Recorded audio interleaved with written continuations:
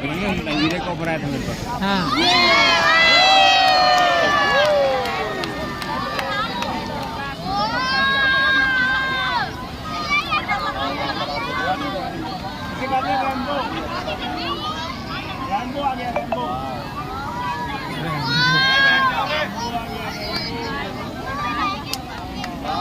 अच्छा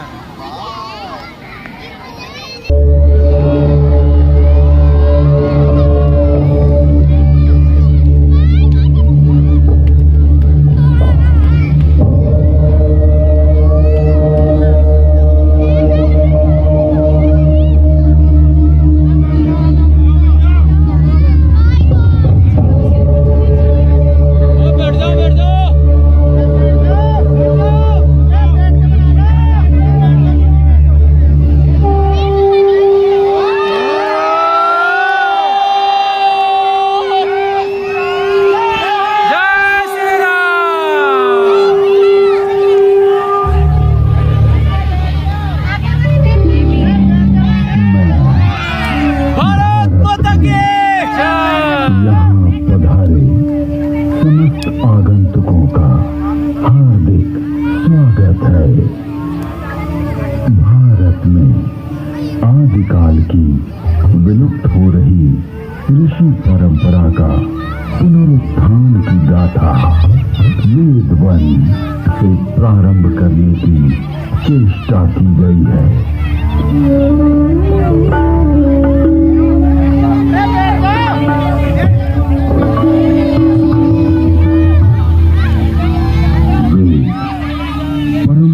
परमात्मा की पवित्र वाणी है जो सृष्टि के प्रारंभ में मानव मात्र के कल्याण के लिए अग्नि, वायु, आदित्य, अंगिरा इन 4 ऋषियों के पवित्र अंतःकरण में उद्भूत हुए। तत्व ज्ञान की दृष्टि से वेद एक है, किंतु विषय विभाग की दृष्टि से इसे 4 भागों में बांटा गया है। ऋग्वेद, यजुर्वेद, सामवेद और अथर्ववेद। ऋग्वेद में ज्ञान का विषय, यजुर्वेद में कर्म का विषय, सामवेद में उपासना का विषय और अथर्ववेद में विज्ञान का विषय है। विश्व साहित्य का प्राचीनतम ग्रंथ वेद है। मानव जाति के प्राचीनतम ग्रंथ होने के कारण उस समय की सभ्यता, संस्कृति, आचार विचार और कर्तव्य आदि को जानने का स्रोत वेद है। भारतीय दर्शन, साहित्य, ललित कला, संगीत, ज्योतिष, ज्ञान विज्ञान वेदों में है। वस्तुतः वेद संसार की समस्त पदार्थों का बोध कराते हैं। वेद के भाष्य का आचार्य सायर कहते हैं, इष्ट की प्राप्ति एवं अनिष्ट के परिहार के अलौकिक उपाय को बतलाने वाले ग्रंथ वेद हैं। सबके द्वारा पूजनीय और यजनीय परमात्मा से ऋग्वेद, यजुर्वेद, सामवेद और अथर्ववेद प्रकट हुए हैं। ऋग्वेद के मंत्र दृष्टा ऋषि कहते हैं, तस्माद् ज्ञातस्य वरुता ऋचा सामानि जग्गिरे छंदांसि जग्गिरे तस्मात् तेजस्त स्माद् जायत। ऋग्वेद जिसके द्वारा विभिन्न देवताओं की स्तुति की जाती उसे ऋग कहते हैं। ऋच्यते स्तूयते अन्या इति ऋग। इस प्रकार की ऋचाओं के संग्रह का नाम ऋग्वेद है। ऋग्वेद विश्व साहित्य का प्राचीनतम ग्रंथ है। ऋग्वेद में 10 मंडलों में 1028 सूक्त में 10,600 मंत्र हैं।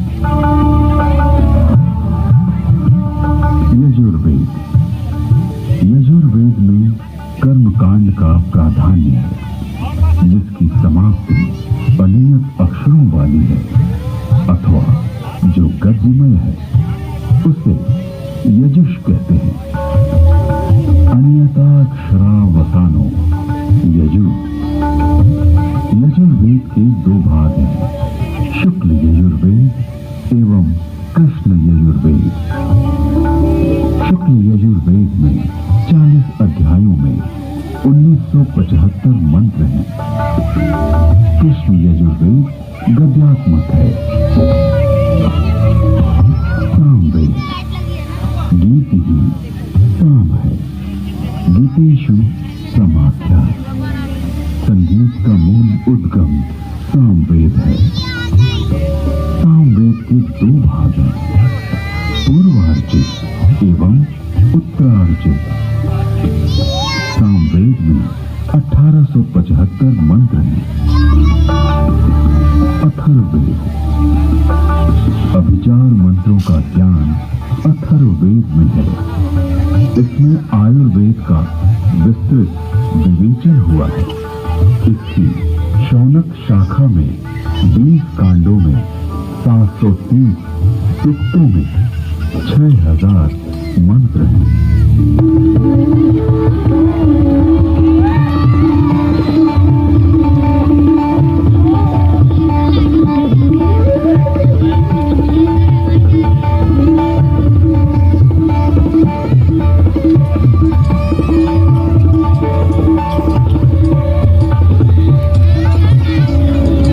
प्राचीन काल में वेद श्रुति परंपरा से अक्षुण्ण रहे।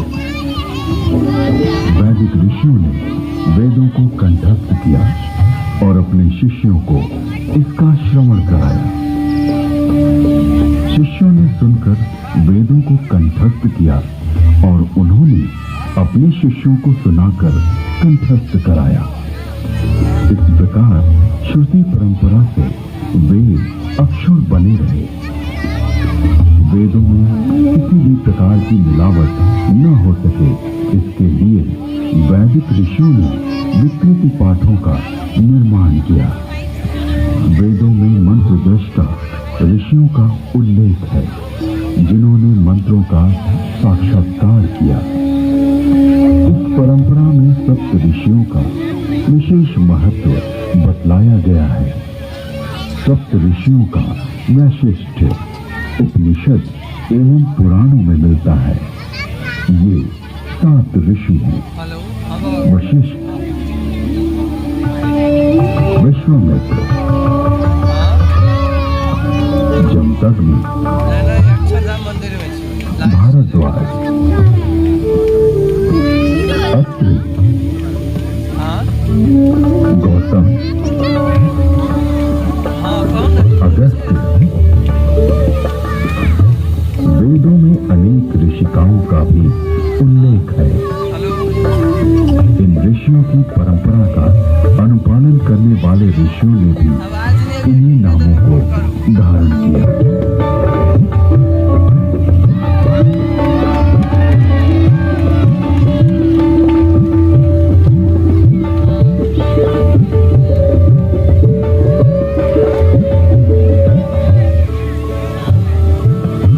आज विश्व में जिन आविष्कारों का श्रेय पाश्चात्य जगत द्वारा लिया गया है, उसे हमारे प्राचीन ऋषियों द्वारा तथ्य सहित हजारों वर्ष पूर्व प्रमाण सहित वेदों में उल्लिखित किया गया है।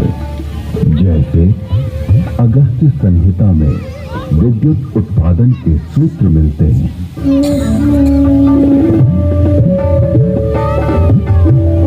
एक मिट्टी का पात्र लें, उसमें ताम्र पट्टिका कॉपर शीट डालें तथा शिखग्रीवा कॉपर सल्फेट डालें।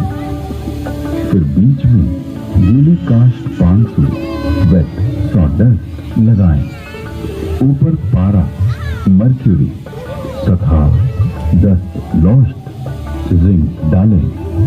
फिर तारों को मिलाएंगे तो उससे मित्रा वरुण शक्ति इलेक्ट्रिसिटी का उदय होगा। अगस्त्य संहिता में विद्युत का उपयोग इलेक्ट्रोप्लेटिंग के लिए करने का भी विवरण मिलता है।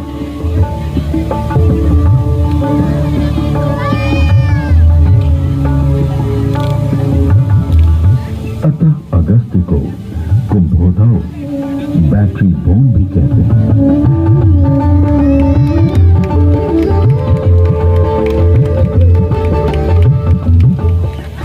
कुंभों उपरोक्त प्रकार से बने तथा श्रृंखला में जोड़े गए 100 सेलों की शक्ति का पानी पर प्रयोग करेंगे तो पानी अपने रूप को बदलकर प्राणवायु ऑक्सीजन तथा उदान वायु हाइड्रोजन में परिवर्तित हो जाएगा।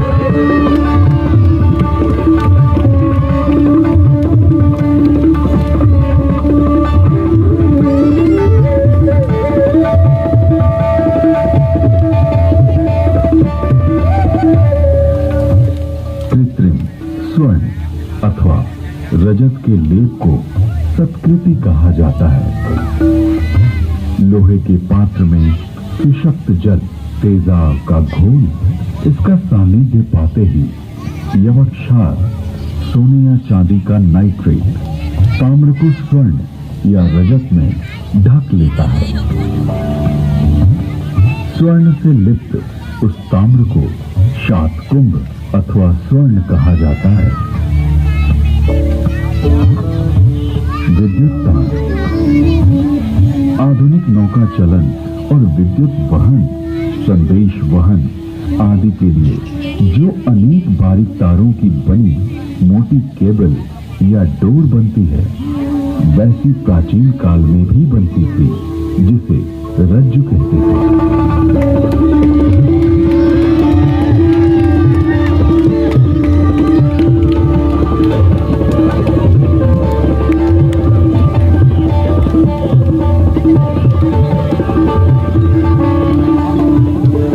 तारों का सूत्र बनता है। 9 सूत्रों का एक गुण, 9 गुणों का एक पाश, 9 पाशों से एक रश्मि और 9, 8, 7 या 6 रज्जु रश्मि मिलाकर एक रज्जु बनती है। आकाश में उड़ने वाले गर्म गुब्बारे। इसके अलावा अगस्त्य मुनि ने गुब्बारों को आकाश में उड़ाने और विमान को संचालित करने की तकनीक का भी उल्लेख किया है।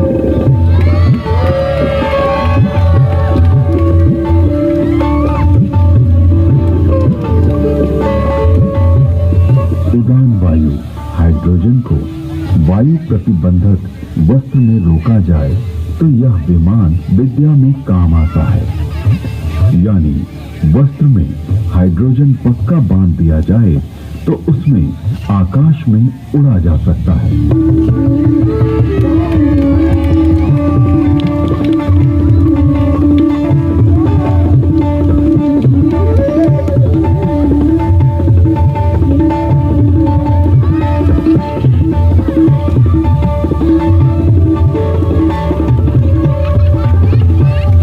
विमान वायु पर उसी तरह चलता है जैसे जल में नाव चलती है।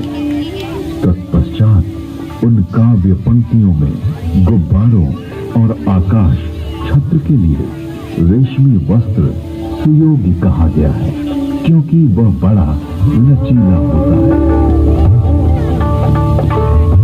वायु पूर्ण वस्त्र प्राचीन काल में ऐसा वस्त्र बनता था जिसमें वायु भरी जा सकती थी। इस वस्त्र को बनाने की निम्न विधि अगस्त्य संहिता में है।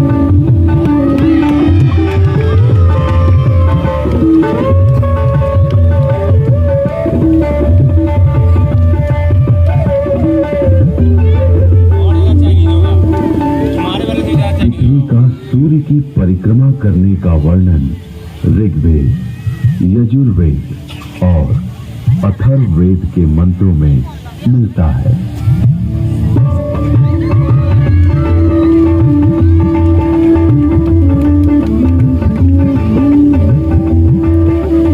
यह पृथ्वी घूमती है, अपनी माता अंतरिक्ष के सामने रहते हुए सूर्य रूपी पिता की परिक्रमा करती है।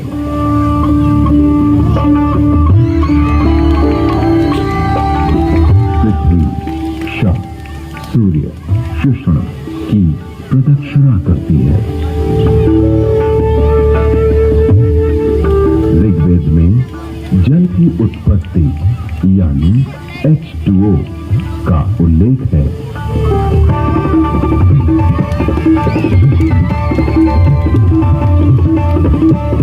जल की प्राप्ति के लिए मैं पवित्र ऊर्जा, एनर्जी वाले मित्र ऑक्सीजन और दोषों को नष्ट करने वाले वरुण हाइड्रोजन को ग्रहण करता हूं।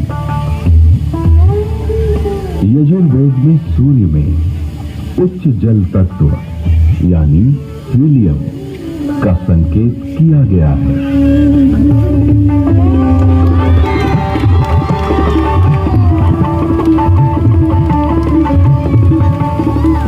उच्च शक्ति से युक्त हाइड्रोजन जो कि हीलियम के रूप में है, सूर्य में है।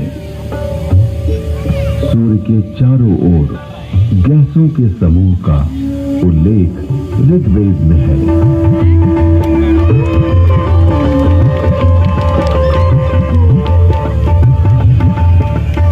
ऋग्वेद में ही सूर्य की गति और प्रकाशक होने का वर्णन है।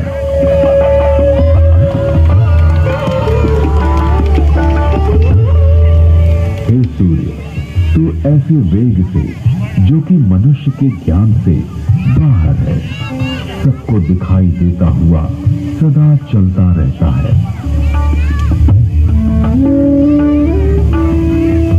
विश्व के प्रथम वैज्ञानिक अथर्वा ऋषि के अनेक आविष्कार का उल्लेख वेद में प्राप्त होता है। एक वृक्ष आदि से अग्नि, ऊर्जा। अथर्वा ऋषि ने मंथन, घर्षण, फ्रिक्शन से ऊर्जा उत्पन्न की।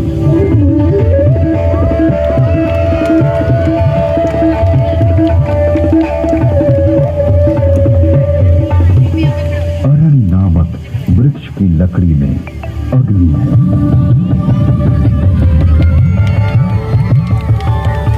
दो पत्थरों की रगड़ से भी अग्नि उत्पन्न होती है।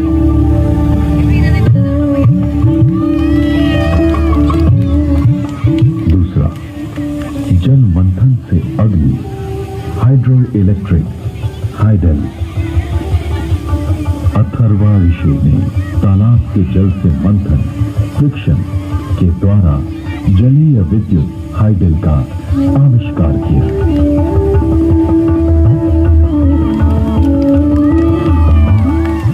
तीसरा, भूगर्भीय अग्नि, पुरुष अग्नि, oil and natural gas.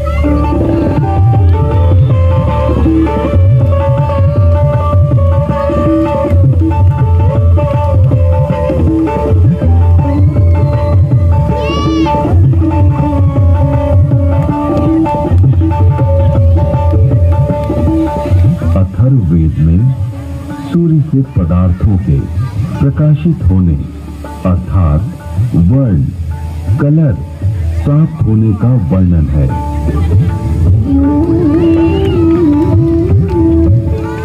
Rigveda में सौर ऊर्जा का स्पष्ट उल्लेख प्राप्त होता है। इसके आविष्कारक वशिष्ठ एवं भारद्वाज बतलाए गए।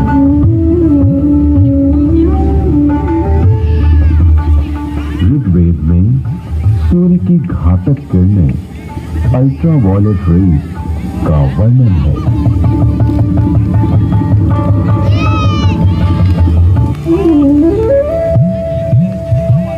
ऋग्वेद और अथर्ववेद में ओजोन परत यानी ओजोन लेयर का वर्णन है।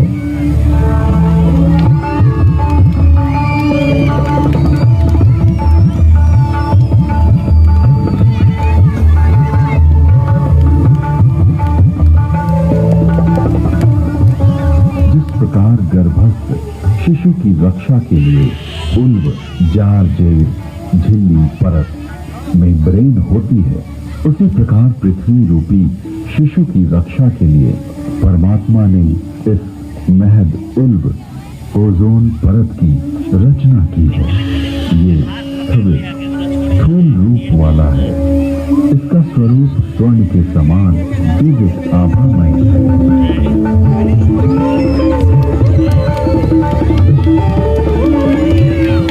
ऋग्वेद में पृथ्वी का अपनी धुरी पर घूमना बतलाया गया है।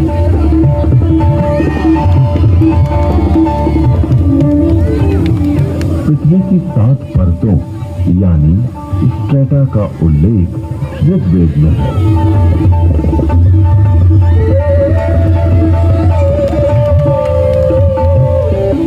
वेदों में पर्यावरण के संघटक तत्वों का निरूपण अनेक स्थानों पर किया गया है।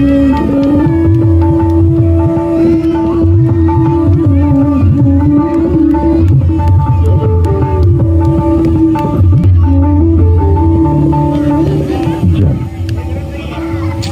वायु और औषधियां, वनस्पति, ये तीनों भूमि को घेरे हुए हैं और मानव मात्र को प्रसन्नता देते हैं।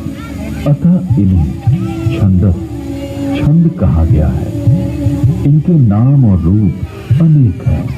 अतः इन्हें पुरुरूपम कहा गया है। लोक को ये तत्व जीवन रक्षा के लिए दिए गए हैं।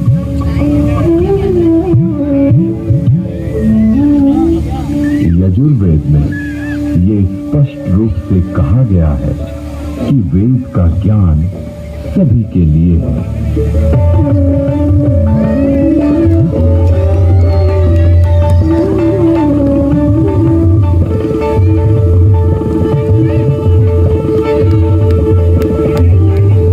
मैं ये कल्याणकारिणी वेदों की वाणी ब्राह्मण, क्षत्रिय, वैश्य, शूद्र, बल्कि अति शूद्र आदि सभी लोगों के लिए देता हूँ।